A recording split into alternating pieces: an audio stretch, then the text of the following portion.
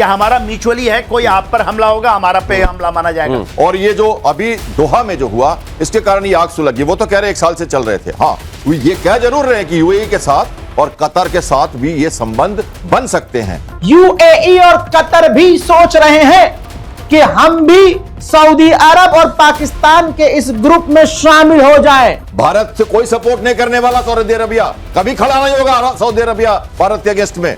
कि पाकिस्तान और सऊदी अरब की इस डील से भारत को तकलीफ और भारत को बड़ा खतरा होगा। लेकिन भारत ने कहा कि हमें अंदेशा था, हमें पहले से पता था कि इन दोनों के बीच खिचड़ी पक रही है। मैं आज प्रधानमंत्री से पूछना चाहता हूं, विदेश मंत्री एस जयशंकर से पूछना चाहता हूं, ये विदेश नीति की नाकामी नहीं तो क्या है?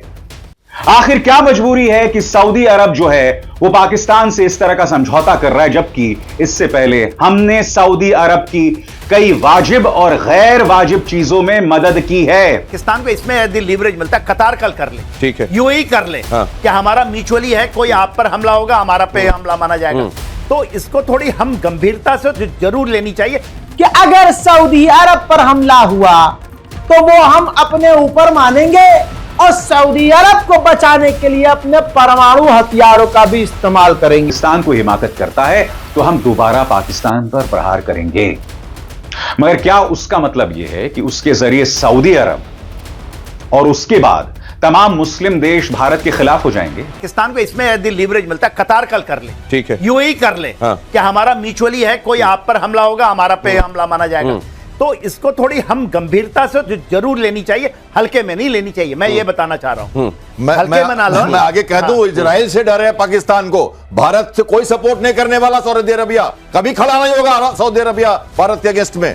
इसको डर है कि इजराइल न मारे हमारे ऊपर, जो दोहा पे हुआ है वो मेरे ऊपर न हो जाए। तो ये प्रॉब्लम है, समझिए। तो सऊदी अरब को ये लग रहा है कि इजराइल ने जो किया है कतर के साथ वो कहीं हमारे साथ ना कर दे, इसलिए परमाणु हथियार के डेटरेंस पाकिस्तान वाला हम इस्तेमाल कर सके, इसलिए डील कर लो। एक कदम आगे कह रहा हूं, पाकिस्तान को इजराइल का डर सता रहा है। मैं एक चीज बताना चाहता हूँ, थोड़ा सीरियस बात है। देखिए, बांग्लादेश भी कहता है कि हमको न्यूक्लियर हमला चाहिए, आपके ऑप्शंस को क्लोज कर रहा है। देखिए, वो अधि दे देता है इसको भी, बांग्लादेश को भी। आपके न्यूक्लियर ऑप्शन में एक फैक्टर आती है, हम ऐसे नहीं जाते ऑपरेशंस में, एक फैक्टर आ जाएगा कि इनके साथ एक म्यूचुअल पैक्ट है, कर सकता है नहीं, वो बड़ा क्वेश्चन मार्क है। भारत को ठीक है, बहुत सचेत, तो बांग्लादेश भी इस तरह का पैक्ट कर सकता है।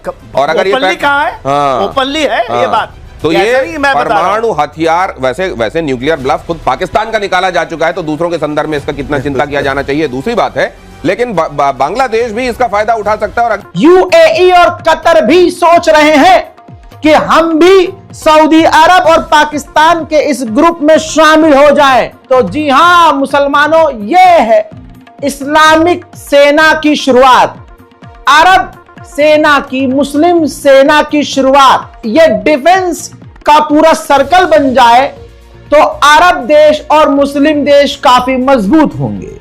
दोस्तों, इसके अलावा बड़ी बात यह है कि सऊदी अरब ने खेल किया है इस बार अमेरिका के साथ। यानी ये जब डील मोहम्मद बिन सलमान करने जा रहे थे पाकिस्तान से, तो जानकारी अमेरिका को नहीं दी थी, बल्कि यूं कहूं कि जब लगभग डील हो गई तब सऊदी अरब ने पाकिस्तान और अपने बारे में बताया कि हां जी, हमने डील डिफेंस की है और इस डील के अंदर ये है। अब मैंने ये कल कह दिया था, आप खुद गवाह हैं इस बात के कि पाकिस्तान और सऊदी अरब की इस डील से भारत को तकलीफ और भारत को बड़ा खतरा होगा। लेकिन भारत ने कहा कि हमें अंदेशा था, हमें पहले से पता था कि इन दोनों के बीच खिचड़ी पक रही है और ऐसी डील होने वाली है। फिलहाल हम रिव्यू कर रहे हैं, हालात देख रहे हैं और आगे हम अपने आप को बचाने के लिए हर संभव कदम उठाएंगे। वहीं जीसीसी गल्फ कॉरपोरेशन काउंसिल की भी हो रही है साथ में मीटिंग। लगभग वो मीटिंग हो चुकी है जिसमें तमाम अरब देश राजी हो गए हैं कि हम अपने अपने देशों से जो इंटेलिजेंस है एक दूसरे से शेयर करेंगे और ज्यादा शेयर करेंगे। हम सब मिलकर अपने रडार और डिफेंस सिस्टम को मजबूत और ताकतवर बनाएंगे। वहीं कतर के मिनिस्टर और लॉयर्स पहुंच चुके हैं आईसीसी इंटरनेशनल क्रिमिनल कोर्ट में, यह पता करने के लिए, इंक्वायरी करने के लिए, सवाल करने के लिए, रास्ता ढूंढने के लिए कि हम इजराइल के खिलाफ क्या क्या कदम उठा सकते हैं। मैं आज प्रधानमंत्री से पूछना चाहता हूं, विदेश मंत्री एस जयशंकर से पूछना चाहता हूं, यह विदेश नीति की नाकामी नहीं तो क्या है? आखिर क्या मजबूरी है कि सऊदी अरब जो है वो पाकिस्तान से इस तरह का समझौता कर रहा है, जबकि इससे पहले हमने सऊदी अरब की कई वाजिब और गैर वाजिब चीजों में मदद की है। मैं फिर आपसे पूछना चाहता हूं, आखिर सऊदी अरब ने पाकिस्तान के साथ यह समझौता क्यों किया? पाकिस्तान को हिमाकत करता है तो हम दोबारा पाकिस्तान पर प्रहार करेंगे, मगर क्या उसका मतलब यह है कि उसके जरिए सऊदी अरब और उसके बाद तमाम मुस्लिम देश भारत के खिलाफ हो जाएंगे? भाई यह सवाल उठना चाहिए ना। अगर पाकिस्तान और सऊदी अरब के बीच में यह डील इसराइल को लेकर हुई है तो मैं बहुत ही शालीनता से एक बात कहना चाहता हूं। इसराइल ने गजा में 65,000 लोग मार दिए, ईरान पर हमला किया, सीरिया पर हमला किया, मगर ये जो मुस्लिम देश हैं इनमें इतनी सी भी हिम्मत नहीं हुई इसराइल का जवाब देने की, क्योंकि ये लोग खुद इतने स्वार्थी हैं। आपको क्या लगता है जॉर्डन, टर्की, सऊदी अरब, ये लोग ईरान की मदद करने आएंगे? 65,000 बेकसूर जो मारे गए उनकी मदद करने आएंगे? अरे ये वो पाकिस्तान है जिसने डोनाल्ड ट्रंप के नाम की सिफारिश नोबेल शांति पुरस्कार के लिए किया है, नोबेल पीस प्राइज के लिए किया है।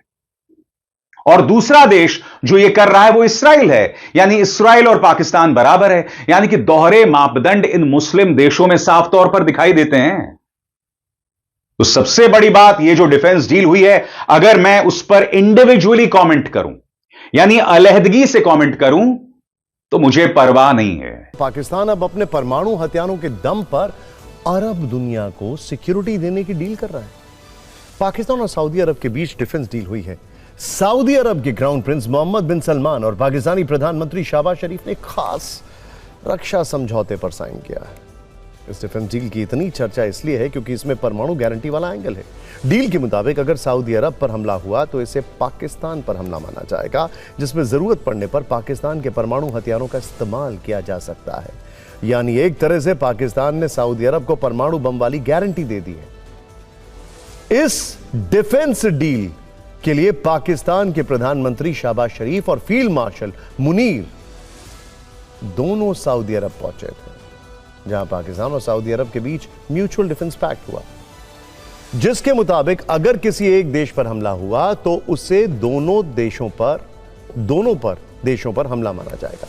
किसी भी तीसरे देश की आक्रामकता का सामना अब पाकिस्तान और सऊदी अरब मिलकर करेंगे। एक जॉइंट स्टेटमेंट में कहा गया है कि यह समझौता दोनों देशों की सुरक्षा बढ़ाने के लिए है और किसी खास देश या घटना के खिलाफ नहीं।